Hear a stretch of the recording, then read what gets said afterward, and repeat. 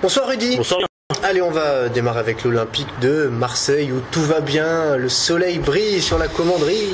Ouais, c'est vous qui le dites, hein, mais vous le savez Julien, tous les jours on a la petite histoire de l'Olympique de Marseille, hein, tous les jours, hein. C'est comme ça la commanderie, c'est comme ça Marseille, c'est comme ça le Sud, et la petite histoire. Ça qu'on l'aime, mais oui, c'est pour ça qu'on l'aime. Et aujourd'hui, la petite histoire, elle concerne José Anigo. Selon le quotidien L'équipe, l'entraîneur de l'OM ne devait pas terminer la saison en tant qu'entraîneur et donc reprendre son poste de directeur sportif. Et bien cet après-midi sur les antennes de RMC, l'entraîneur marseillais donc a démenti cette information.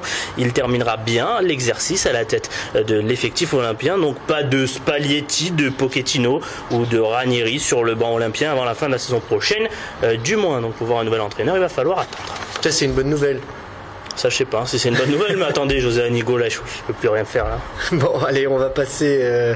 On reste sur l'OM d'ailleurs, qui va mal sur le plan sportif aussi, faut le dire.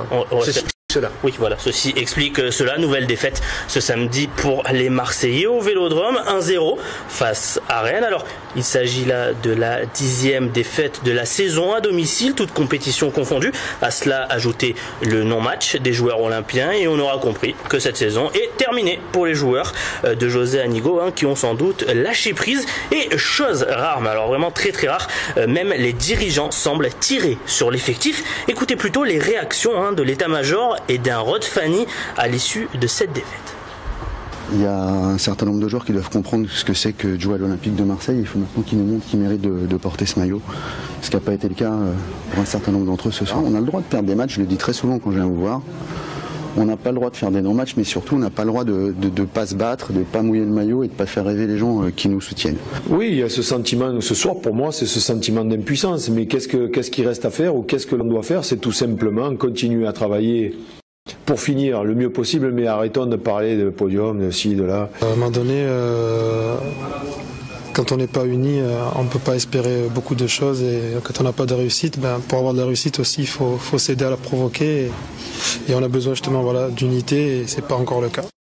Qu'est-ce qu'il veut dire là, Rod Fanny? Eh bien, je sais pas, il n'y a pas d'unité dans cet effectif olympien, apparemment. Alors, si on écoutait José Anigo qui s'exprimait sur les antennes d'RMC, aujourd'hui tout va bien à l'entraînement, ils sont à 1000%, c'est la bonne humeur, on rigole, on s'éclate dans les vestiaires, et quand on arrive le jour du match, eh bien on entend ça, Rod Fanny qui dit qu'il n'y a pas d'unité, qu'il y a un problème d'effectif, donc de cohésion peut-être, de groupe. Il faut dire aussi que José Anigo se défausse aussi beaucoup sur ses joueurs, hein. Il les accuse publiquement de ne pas être à la hauteur. Pour le coup, je pense qu'on peut lui donner raison à José Anigo. Après, on n'est pas dans le groupe, on ne sait pas ce qui se passe, mais en tout cas ça va mal, on le voit sur le terrain que tout va mal, et peut-être mon cher Julien, que certains joueurs pensent à la Coupe du Monde, d'autres pensent à leur avenir autre part qu'à l'Olympique de Marseille, ils ne veulent pas se blesser, préparer la saison prochaine, bref, ils n'ont pas la tête à la commanderie, ni au terrain, ni au Vélodrome. Donc. Ambiance à Marseille, donc l'OM va mal, et le résultat ce week-end n'arrange pas les affaires de Montpellier. Et non, Rennes est en concurrence directe pour le maintien avec le MHSC, du coup ces 3 points rennais offerts par les Marseillais ne font pas les affaires de Roland Courbis, qui lui s'est incliné avec son groupe à Nantes, 2-1 ce samedi, un échec qui porte le bilan à 2 défaites et 2 nuls lors des 4 dernières rencontres pour Montpellier. La folle remontée est donc bel et bien terminée pour laisser place à la lutte pour le maintien, et pour cela, face à Nantes, les Montpelliérains n'ont pas été aidés, ils ont fini le match à 9, 2 expulsions, 2 cartons rouges, et pourtant Roland Courbis ne blâme pas l'arbitrage. Je ne commenterai aucun fait de ce match parce que c'est tellement compliqué pour arbitrer que je m'en aperçois tous les jours aux entraînements depuis de longues années. C'est pas les coups de sifflet qui nous ont fait perdre le match de ce soir, c'est notre entame. Je sais pas si ce soir le meilleur a gagné, toujours est-il celui qui a gagné c'est Nantes, et donc ils ont su faire ce que nous n'avons pas su faire. De n'avoir qu'une phrase pour résumer le match de ce soir, je vous aurais dit, on est vraiment quand même très très très difficile à battre. Voilà, donc les Montpelliérains très très difficiles à battre, mais qui ont été battus, et il va falloir donc se maintenir cette saison. Ce n'est pas encore gagné, même si les Montpelliérains ont un petit peu d'avance. D'ailleurs, on va jeter un œil sur le classement, et on va commencer avec l'OM, toujours 6e à 10 points du podium. Autant dire que c'est terminé, hein. Le podium, il ne vaut même plus y penser. L'Europa League, c'est encore accessible, mais pareil, hein, avec le niveau de jeu des Olympiens, pas la peine d'en parler. La saison risque d'être encore ennuyeuse à mourir, hein, d'ici la fin du championnat, et les Marseillais ne jouent plus rien. Donc pour ce qui est des Montpelliérains, c'est une 15e place à 8 points du premier relais. Là aussi, ça promet quelques tensions, mais donc je vous l'ai dit, pas vraiment de suspense.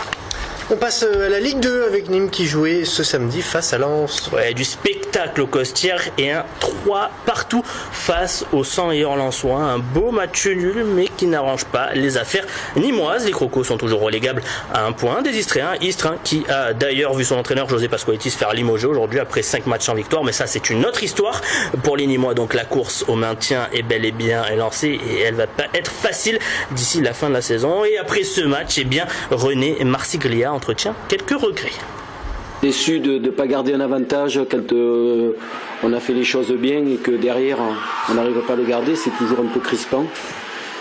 Faire la course en tête, c'est bien, mais il faut la garder un peu plus longtemps pour espérer un peu soulager tout le monde. Et ça, on ne sait pas trop bien le faire. Ah oui. Ils savent pas trop bien le faire. Et non, ils savent pas trop bien le faire. Hein. Gagner des matchs, c'est pas évident. Hein. Et on va revenir donc sur cette petite info. Hein. José Pasqualetti limogé, c'est donc le directeur sportif d'Istres qui reprend sa place du côté de chez nos voisins istréens. Pas évident non plus pour le club istréen, pas évident pour Nîmes.